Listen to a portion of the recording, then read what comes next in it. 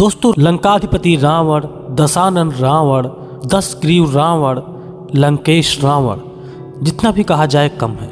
रावण महर्षि विश्रवा का पुत्र था। उसकी माता का नाम था कैकसी। कैकसी एक राक्षसी कन्या थी, क्योंकि उसके पिता एक राक्षस थे जिनका नाम था सुमाली। सुमाली 3 भाई थे, माली, सुमाली और माल्यवान। भगवान विष्णु के चक्र सुदर्शन से सुमाली के एक भाई का वध हो गया था। इस वजह से सुमाली पाताल लोक में जाकर छुप गया था। उस समय कुबेर नाम का एक पुत्र, जो विश्रवा का पुत्र था, उसको लंका का राज्य सौंप दिया गया था। वह यक्षों का राजा था। कुछ दिन पहले सुमाली अपने तीनों भाइयों के साथ लंका में राज किया करता था, लेकिन भगवान विष्णु से देवासुर संग्राम में जब बहुत युद्ध हुआ तो उस समय उसके भाई के मर जाने के बाद उसकी काफी सेना मारी गई, जिसकी वजह से सुमाली पाताल लोक में जाकर छुपकर रहने लगा।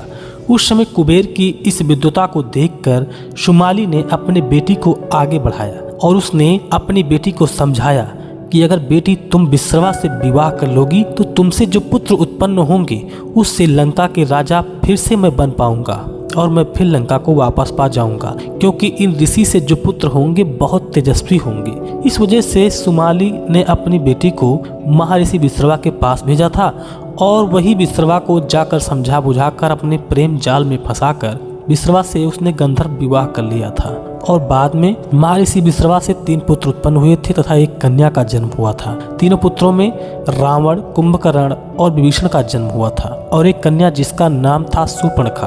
तो रावण इतना शक्तिशाली था और साथ में धर्म के वेद वेदज्ञ का ज्ञाता भी था, क्योंकि उसकी माता एक राक्षसी थी और पिता एक ब्राह्मण थे। इस वजह से उसके पास दोनों गुण मौजूद थे। उसने एक तरफ से पिता के आज्ञा का पालन किया तो उसने वेद के सारे पाठों को कंठस्थ कर लिया।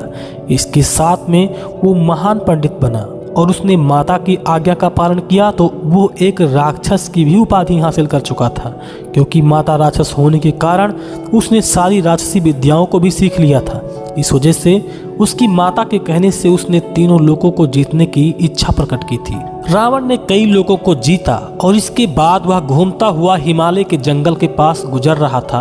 उसी वन में चक्कर लगाने लगा। वहां उसने एक तपस्विनी कन्या को देखा, जो अपने अंगों में काले रंग का मृगचर्म तथा सिर पर जटा धारण किए हुए थी। वह ऋषि प्रोक्त विधि से तपस्या में संलग्न हो देवांगनाओं के समान प्रदीप्त हो रही थी। उत्तम एवं महान व्रत का पालन करने वाली तथा रूप सौंदर्य से सुशोभित उस कन्या को देखकर रावण का चित्त कामोत्तेजित हो उठा। उसने अट्टहास करते हुए पूछा, हे भद्रे, तुम अपने इस युवा अवस्था के विपरीत यह कैसा बर्ताव कर रही हो? तुम्हारे इस दिव्य रूप के लिए ऐसा आचरण कदापि उचित नहीं है। तुम्हारे इस रूप की कहीं तुलना नहीं है। यह पुरुषों के हृदय में काम जनित उन्माद पैदा करने वाला है, अतः तुम्हारा तप में संलग्न होना उचित नहीं है। तुम्हारे लिए हमारे हृदय से यही निर्णय प्रकट हुआ है। हे भद्रे, तुम किसकी पुत्री हो या कौन सा व्रत कर रही हो? सुमुखी, तुम्हारा पति कौन है?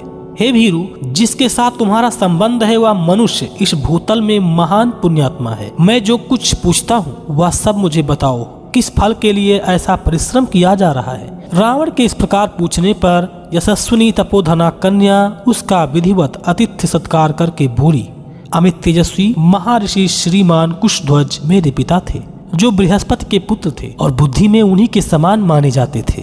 प्रतिदिन वेदाभ्यास करने वाले उन महात्मा पिता से वांगमयी कन्या के रूप में मेरा प्रादुर्भाव हुआ था। मेरा नाम वेदवती है। जब मैं बड़ी हुई तब देवता, गंधर्व, यक्ष, राक्षस, नाग भी पिताजी के पास जाकर उनसे पूछने लगे कि आप मुझसे विवाह कर दें। हे महाबाहो राक्षसेश्वर, पिताजी ने उनके हाथ में मुझे नहीं सौंपा। इसका क्या कारण था तो मैं आपको बता देती हूँ। सुनिए, पिताजी की इच्छा थी कि तीनों लोकों के स्वामी देवेश्वर भगवान विष्णु मेरे दामाद हों, इसलिए वे दूसरे किसी के हाथ में मुझे देना नहीं चाहते थे। उनके इस अभिप्राय को सुनकर बलाभिमानी दैत्यराज शंभु उन पर कुपित हो उठा और उस पापी ने रात में सोते समय मेरे पिताजी की हत्या कर डाली।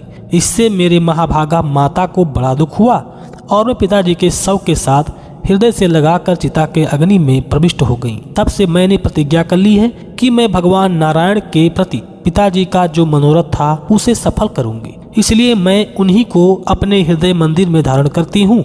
यही मेरी प्रतिज्ञा है और यही प्रतिज्ञा करके मैं यह महान तपस्या कर रही हूँ। हे राक्षस राज, आपके प्रश्न के अनुसार यह सब बात मैंने आपको बता दी है। नारायण ही मेरे पति हैं। उन पुरुषोत्तम के सिवा दूसरा कोई मेरा पति नहीं है। मित्रों, यह कथा वाल्मीकि रामायण के उत्तरकांड के 17वें सर्ग की है, जो मैं आज आपके सामने सुना रहा हूँ, जिसका पन्ना भी मैं आपके सामने लगा दूंगा। उन नारायण को प्राप्त करने के लिए ही मैंने इस कठोर व्रत का आश्रय लिया है। हे राजन पौलस नंदन, मैंने आपको पहचान लिया है। आप जाइए, त्रिलोकी में जो कोई भी वस्तु विद्यमान है वह सब मैं तपस्या द्वारा जानती हूँ। यह सुनकर रावण काम बाण से पीड़ित हो उठा और विमान से नीचे उतर गया और उस उत्तम एवं महान व्रत का पालन करने वाली कन्या से बोला, सुश्रोणी, तुम गर्वीली जान पड़ती हो, तभी तो तुम्हारी बुद्धि ऐसी हो गई है। मृग शावक लोचने, इस तरह पुण्य का संग्रह बूढ़ी स्त्रियों को ही शोभा देता है, तुम जैसी युवती को नहीं। तुम तो सर्वगुण संपन्न एवं त्रिलोकी की अद्वितीय सुंदरी हो। तुम्हें ऐसी बात नहीं करनी चाहिए भीरू। तुम्हारी जवानी बीती जा रही है। भद्रे, मैं लंका का राजा हूँ। मेरा नाम दशग्रीव है। तुम मेरी भार्या हो जाओ और सुखपूर्वक उत्तम भोग भोगो। पहले यह तो बताओ, तुम जिसे विष्णु कहती हो वह कौन है? अंगने भद्रे, तुम जिसे चाहती हो वह बलपूर्वक तप और भोग वैभव द्वारा मेरी समानता नहीं कर सकता है। उसके ऐसा कहने पर कुमारी वेदवती उस निशाचर से बोली, नहीं नहीं, ऐसा न कहो राक्षसराज। भगवान विष्णु तीनों लोकों के अधिपति हैं। सारा संसार उनके चरणों में मस्तक झुकाता है। तुम्हारे सिवा दूसरा कौन पुरुष है जो बुद्धिमान होकर भी ऐसी अवहेलना करेगा? वेदवती के ऐसा कहने पर उस राक्षस ने अपने हाथों से कन्या के केश को पकड़ लिए।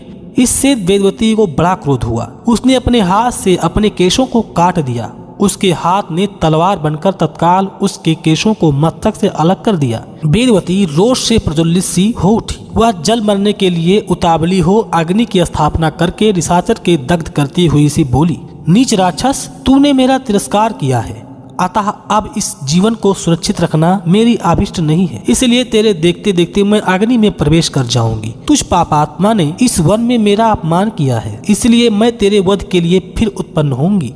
स्त्री अपनी शारीरिक शक्ति से किसी पापचारी पुरुष का वध नहीं कर सकती। यदि मैं तुझे साप दे दूं तो मेरी तपस्या क्षीण हो जाएगी। यदि मैंने कुछ भी सत्कर्म दान होम किए हों तो अगले जन्म में मैं सती साध्वी आयो निजा कन्या के रूप में प्रकट हूँ तथा किसी धर्मात्मा पिता की पुत्री बनूं। ऐसा कहकर वह प्रज्वलित अग्नि में समा गई। उस समय उसके चारों ओर आकाश से दिव्य पुष्पों की वर्षा होने लगी। तदंतर दूसरे जन्म में वह कन्या पुनः एक कमल से प्रकट हुई। उस समय उसकी कांति कमल के समान ही सुंदर। उस राक्षस ने पहले की भांति फिर वहां से उस कन्या को प्राप्त कर लिया। कमल के भीतरी भाग के समान सुंदर कांति वाली उस कन्या को लेकर रावण अपने घर गया। वहां उसने मंत्री को वह कन्या दिखाई। मंत्री बालक बालिकाओं के लक्षणों को जानने वाला था। उसने उसे अच्छी तरह से देखकर रावण से कहा, हे राजन, यह सुंदरी कन्या यदि घर में रही तो तुम्हारे वध का ही कारण बनेगी, ऐसा लक्षण देखा जाता है। यह सुनकर रावण ने समुद्र में उस कन्या को फेंकवा दिया। तब पश्चात वह भूमि को प्राप्त होकर राजा जनक के